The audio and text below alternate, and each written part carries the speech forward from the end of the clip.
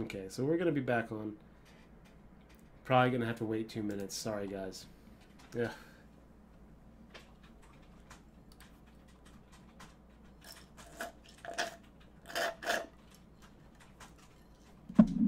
Yeah, I apologize, guys. This is just, you know what? We're going to be better at this the next stream. What's going to happen is we're going to, you know, take Jay's advice and actually run a line to the, you know, a hard line to the computer, and that's probably why we're, it's probably why we're dropping frames, is because we're still doing this over Wi-Fi. I really apologize, guys. I'm still very much a Twitch fish.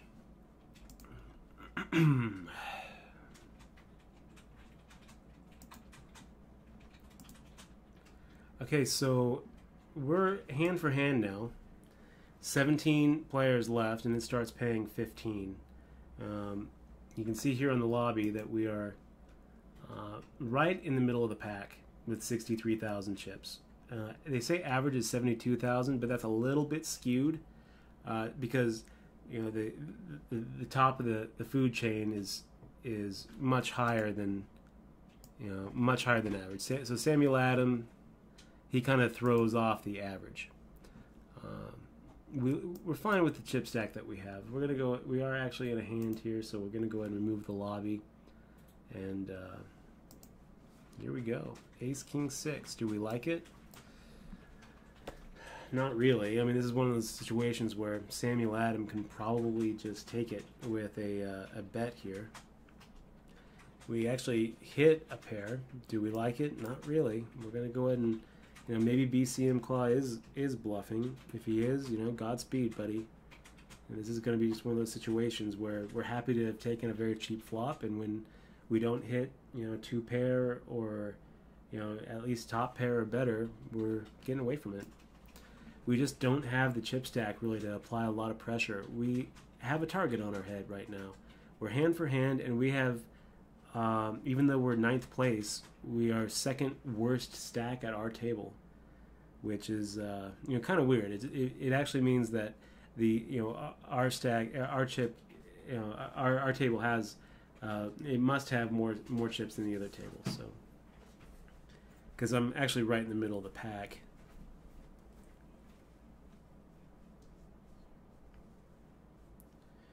So 8-2 offsuit. You know, this is actually a spot where if everyone folds, we could consider making a move against Death Drone, because he's the one person at the table that we can kind of put a little more pressure on. We could also consider 3-betting here. There's a decent chance that BCM Claw has absolutely nothing, but we're gonna just play it a little safe. You know, one of the worst things that can happen to you in a tournament is being the bubble boy. You know, there's a lot of equity jumps, EV jumps in the tournament. And unfortunately, we are in the biggest EV jump, and that is the difference between something and nothing. And although, you know, I'm not a big fan of, you know, trying to squeeze your way into the money, the fact is, when you know, there are situations where you're just better off, you know, waiting for the bubble to burst, you know. So, like, this is a sad hand. You know, we're sitting here. It's too good to fold. We raise the minimum. You know, if one of these guys just comes over the top of us, I have no idea what we're going to do. We're just going to, you know, vomit in our cup over here. We actually hit our ace, and we're going to go ahead and c-bet the same amount because we don't want to give up this idea of what a c-bet is. But now we're going to go ahead and check for pot control. And let's just think about it. No, we're not. We're going to go ahead and fire out 12-4, because if we check here and he's ahead of us, we're going to lose our whole stack anyway. So, you know, the idea of checking on the turn for pot control assumes that if he's ahead, you're going to be able to conserve some of your chips, and I just don't think that we're going to be able to conserve there. So here we are on break, on the bubble. Let's take a look. There's 17 players left. We're in 9th place with 73,000 chips, which is just a hair over average. And you Purdue, I did rebuy and add on, so I am in for $90 here. let's go ahead and just scroll down to the payout and see what what we're talking about. 15th is 148, and there's not going to be any difference between 15th and 10th. So what that means is, as soon as the bubble burst, we can pretty much expect to just see everyone go crazy. So, okay, guys. With that, I'm going to take a little 3-minute break. I'm going to walk outside and just kind of get a little bit of air. Think about my life. Think about how sweet it would be to win $2,000, and I'm going to just focus. This is when we got to bring the A game. This really is when it matters. The difference between great players and good players, sure, more often than not, it's the river. But, a lot of times it's these points right here. And who's able to elevate their game and not fall apart when it matters. I like to consider myself clutch. So this is when we actually go out, take a little breather, meditate a little bit, try to get into the zone.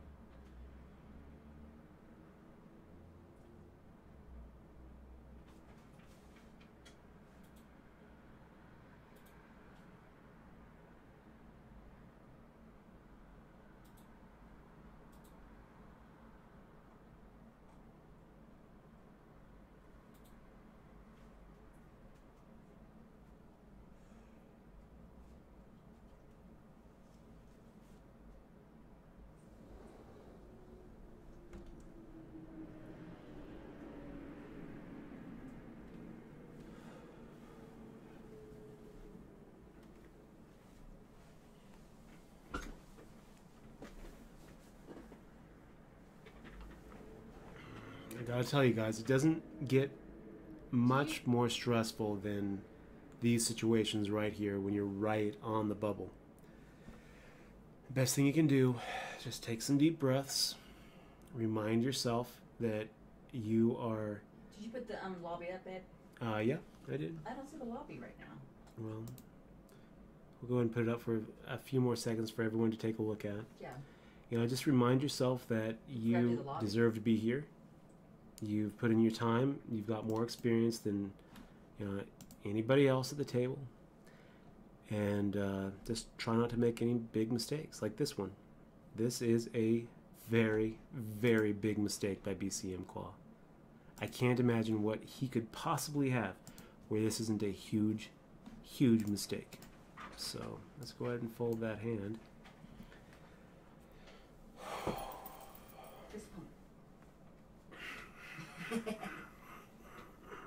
Getting close to money, getting close to money, getting close to money.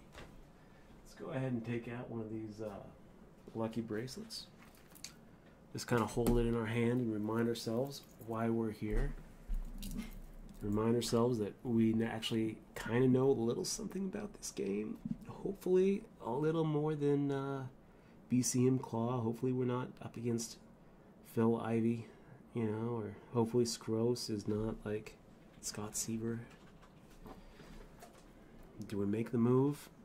It's tempting, but no, we don't make the move. We go ahead and just sit here and wait and wait and wait. If we have to go through 4 orbits before the bubble bursts, so be it.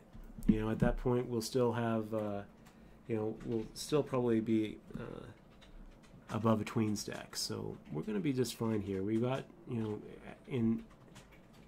with 2,800 big blind, we're looking at something like 30 big blinds here.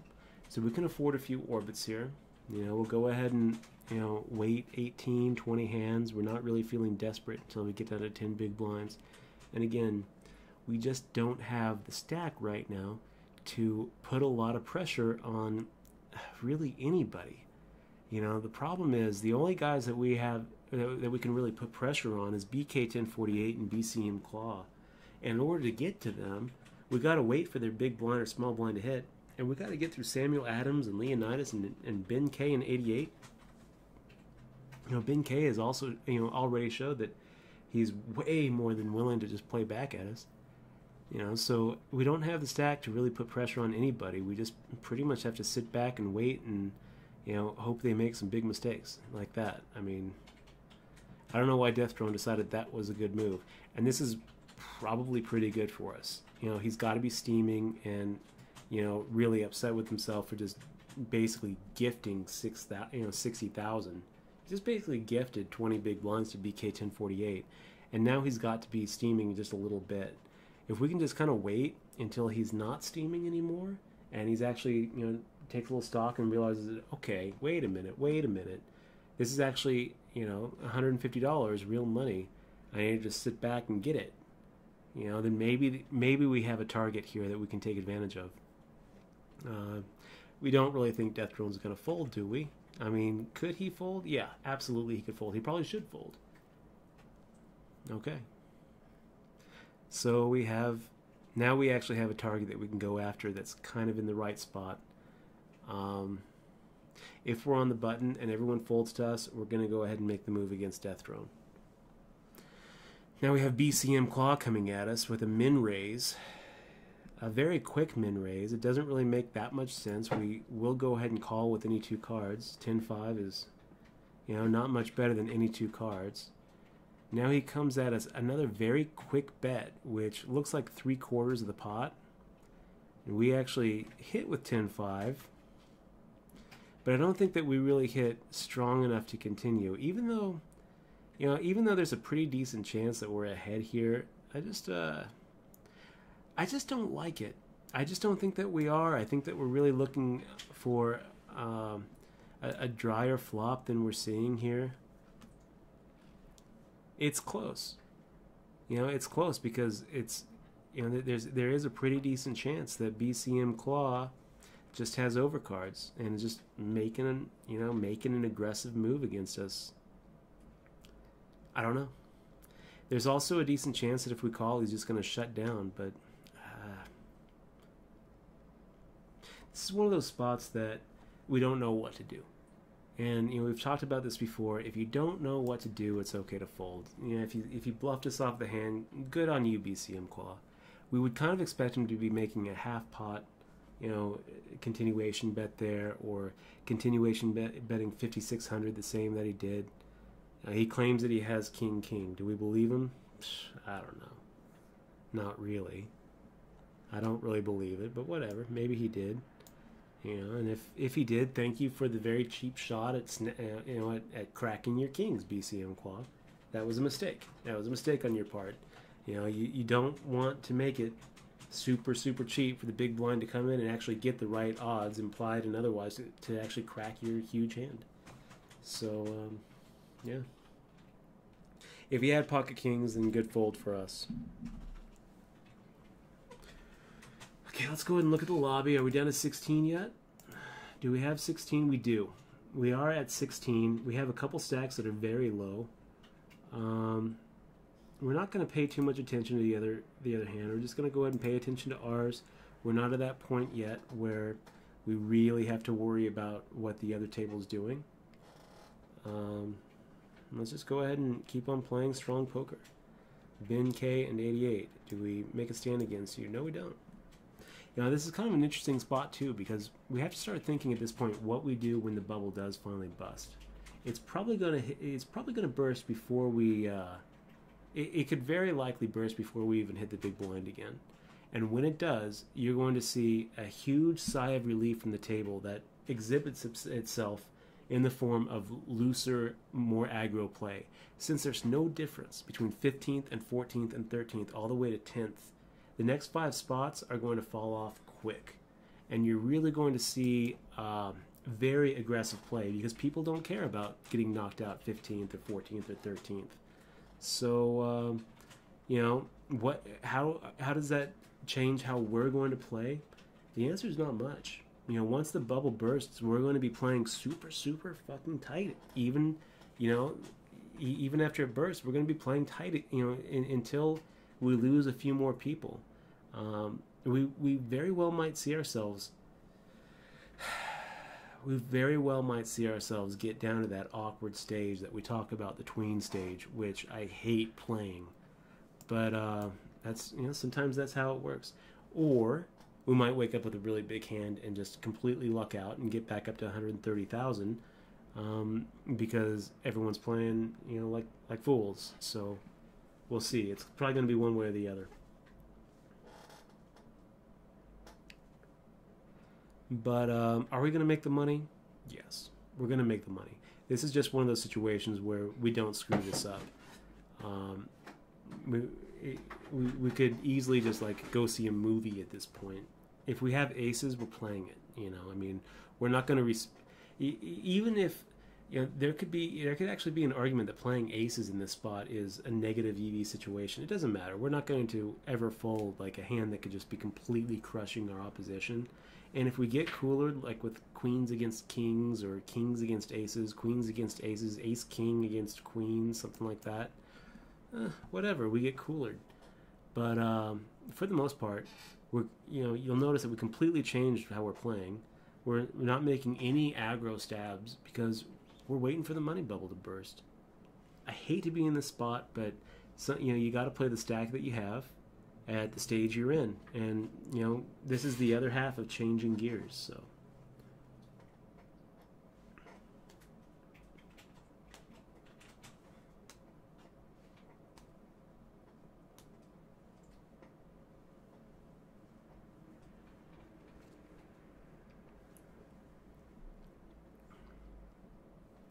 So we got Death Drone, kind of getting low. We got someone at the other table, W Magic 2, who's even lower than Death Drone. If I wasn't streaming, I'd probably open up that other table just to kind of see what we're looking at. But I don't really care. Let's just focus on our table and just wait it out. Let's play as if we were 8-handed and the bubble is bursting at 7. Because it's basically the same situation. We're waiting for one of the other big stacks to make a bad move against another big stack. We're waiting for Death Drone to finally, have his swan song and have his death blow. We're waiting for something like this, where Scross raises, BK 1048 comes over the top of him, and Scross actually has a hand against another big hand. Here we go. Another fold. No point in stalling. We're hand for hand, so we'll just make this go as quick as possible. So the next hand we go, you'll notice that the blinds are going up very, very slowly. We're going from a 1400, 2800 level to a 1500, 3000 level, which is just such a minuscule little jump. Wow. We're looking at less than 10% jump. You gotta love the structures here on WSOP.com. And here, we're just rooting for blood. We don't really care who wins or who loses. We just want big confrontations. Any sort of big confrontation here is going to be an equity boost for everybody else, especially us who's sitting here, with less than an ideal hand. This is a kind of a fun spot. We actually get to play a flop now. Hope to flop 2 pair or trips or straight. And double through a really big stack. Not the flop we're looking for. I don't really see us going too much further with this hand unless it goes check check and it comes a 4 on the turn. And we fold. hope that maybe Samuel Adam actually has a big hand against Leonidas, who just is making a habit of these overshoves. I mean, come on, Leonidas. You know, we see him on WSOP.com a lot. I really would have thought that he would have been playing a little better, honestly, because that's just it can never be right. It can never be right. It doesn't matter what he has. He's putting it just doesn't make any sense. And here, you know, another spot, if we were up against someone else, we probably have the best hand. It's not that bad of a shove, but we're not going to get crazy. We're just going to fold. We're going to wait. We're going to let him chew us up a little bit.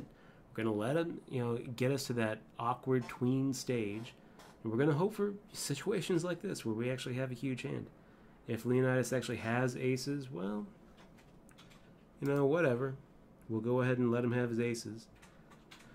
We'll go ahead and make it 9,000 and hope that Death Drone comes over the top of us. And here, I guess we hope that Leonidas comes over the top of us. That's fine. We like the idea of being able to pick up, 7,000, 9,000, 10,000 without even seeing a flop. That's very good for us. We just got almost 20% of our stack there without any risk at all. Would we have liked to double up? Yeah, we would have, but it's so much better than one of the results to that tree where we have pocket kings and somehow find ourselves all in pre-flop. Oh. Or worse, we get Leonidas calling us and it comes an ace high and he just shoves, which I could definitely see him doing. I wonder what he open limped with under the gun. So far I haven't been very impressed with Leonidas's play, so he's going to go ahead and get a bony fish from us. As soon as you see someone open limp in this situation in a tournament, time for the bony fish.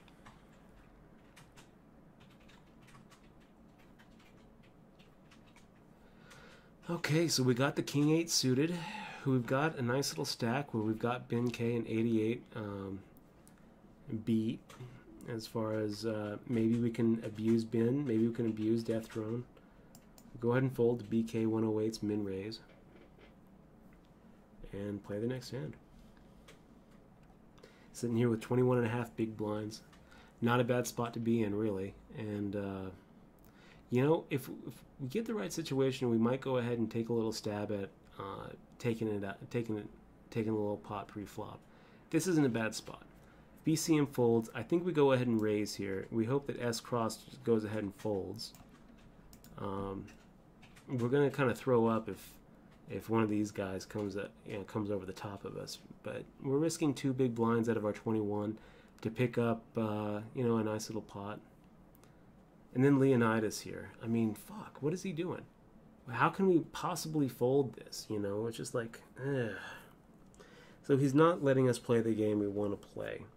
And we're put in a really tough situation where if we call, we're basically hoping to flop what?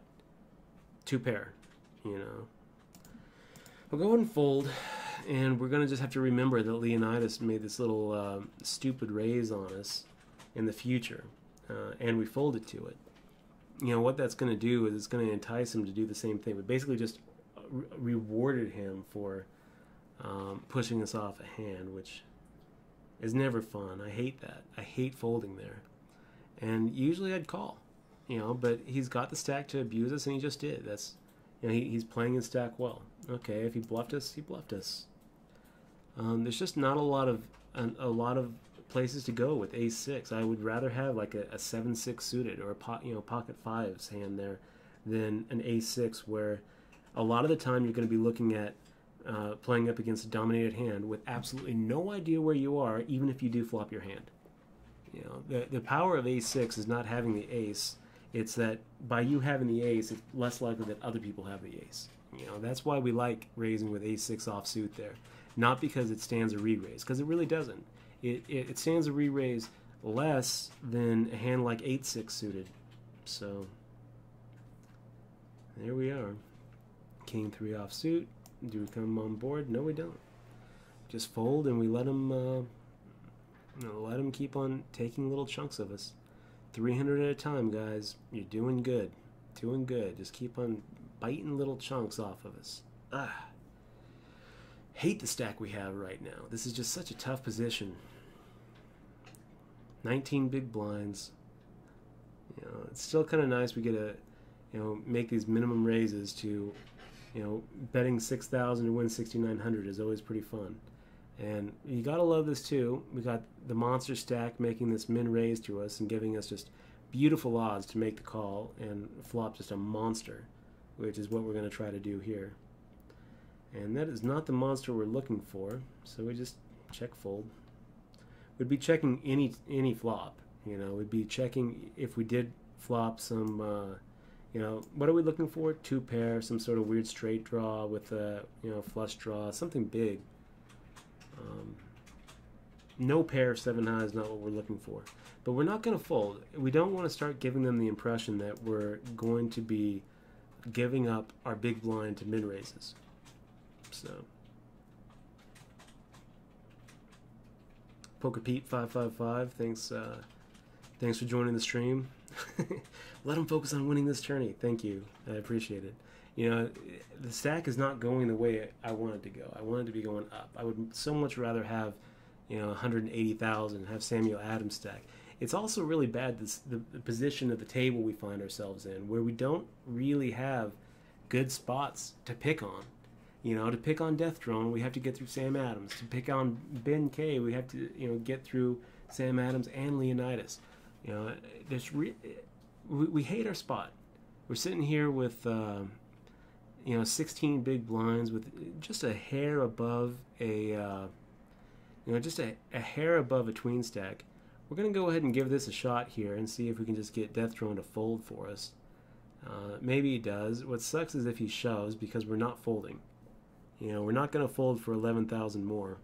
But that's like, this is the one spot where we can actually, beat up on somebody. So we got to take it when it comes. We almost can beat up a little bit on Leonidas because he's been playing back at us so much. Because he might think, well, I've been beaten up on Dutch so much that maybe, he's just waiting to come back over the top of me. So Leonidas might be another stack we can beat up on a little bit. Same for Ben K. Because Ben K has less than us right now. If everyone folds to us here, we're probably going to make the move. The fact that we actually have ace-8 offsuit, the fact that we actually have a hand to do it with, is just kind of icing on the cake. So we go ahead and make the raise, hope to get through, win 6,900, you're risking 6,000, and it works.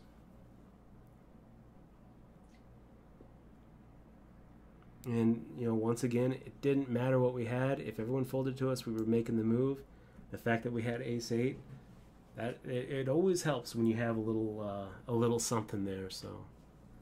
And so look what we got here too. We got Ben K actually giving Scross the walk, which is kind of what we would expect Scross, Ben K to do. What we wouldn't expect to happen is Leonidas to let, even let that be a possibility. I really would have expected, if everyone folded to the button, Leonidas should be really making that min raise with any 2 cards. And the fact that he didn't just, confirms that little bony fishnet should be there. And again, guys, thanks for joining me this Wednesday night. Here we go. Let's see some blood. Let's see some blood in the water. It looks like we're going to stay hand for hand for a little while because the King 10 suited actually does hold up against Ben K. But this isn't so bad. Now we have, 2 small stacks. It puts a little bit of pressure on everybody. And it's one of those spots where we're going to go ahead and make the min raise and hope that Leonidas, BK, or BCM Claw just let us get away with it. I mean, we're sitting here with a huge hand. Now, what do we do if Leonidas or BK or BCM Claw just come over the top of us with everything? Are we prepared to just, fold our hand and move on? I think so, yeah. I think that's what we got to do. The only people we're really calling here is Ben K or Death Drone. And we're definitely calling this. This is never a fold. We're hoping he has ace, queen, ace, jack, ace, 10 like he does. Hoping that it holds up. Come on. No jack, no 8, no 10, especially no 10. And there we go. We just burst the bubble. We got a nice healthy stack up to 97,000. And this is what we're trying to do, you guys. This is it. We just made some money. This is it. We just made some money. Now, like I said, the bubble just burst and we can expect everyone to just get crazy. Just get crazy. So let's see it. Let's see it, BK. Now, if I'm BK here, I'm going to take a little step back, and I'm not going to get too crazy anymore. But yeah, I mean, your BCM Claw, you gotta start making moves, and we don't really want to see a flop, right? If we get called, there's a decent chance we're ahead anyway. Let's go ahead and go all in. Just try to take, try to take the 16,000 without a flop. Looking good, boys. Looking good. Let's go ahead and take a look at the lobby again really quick and just see where we're at here. So we're finding ourselves 12 players remaining, and what we said is going to happen did in fact happen. Everyone just exploded. Right? So they're going to continue to explode until we get down to about 10, and then everyone's going to kind of tighten up, hoping to make the money. And it's going to be kind of interesting because that's actually when they should be loosening up. Once we get to about, that 10 mark, that's when everyone really should just be, opening up their game, because since we're at that point we'd be playing five-handed, the chances that ace 5 is actually the best hand is going to be huge. It's going to be, pretty big. This is one of those spots that I'm very tempted to actually just call and take a flop with BK 1048. We're actually at a point now where we, have enough big blinds where ace 5 suited is a good enough hand. We'd be playing it in position. We could have BK 1048 actually beat. We're sitting here at six-handed no limit hold'em. So, I probably actually have the wrong breaks. Let's go ahead and get our six-handed. This is our six-handed no limit hold'em event bracelet, 2006. We'll get this for the the six-handed no limit action here.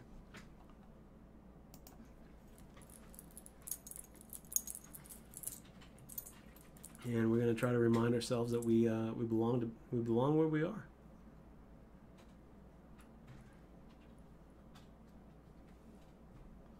Running it up. Thanks again, all you guys, for joining us on this Wednesday night. If you're enjoying the stream, just go ahead and click that little follow button down there, and you'll make sure that we come back and do this a lot more often. I'm having a good time. I hope you guys are having a good time. Let's make this a regular thing, huh? What are you doing next Wednesday? How about joining us? Just click on follow. I don't know where it is, right down there. Yeah, right down there. And maybe if you aren't already, why don't you go ahead and shoot me a follow on Twitter. It's @DutchBoyd. Maybe even tweet to your friends that you're watching the Dutch Boyd stream on Twitch as he's closing in on a final table. It's a lot of fun to be doing it. I hope that you feel like you're a part of it too. So good times. Let's make this happen. Let's take it down. Let's prove what they keep on saying, that it's a skill game, Joe. It's a skill game. Why do you see the same 5 guys at the final table every single World Series of Poker main event? I don't know. Why do you, Mike McD? It's so funny that's one of my favorite lines in the whole movie. Because it's so absurd. But when I watched it for the first time, I completely bought it. I was like, oh, yeah, why do you see the same 5 guys at the final table every single World Series of Poker main event? Okay.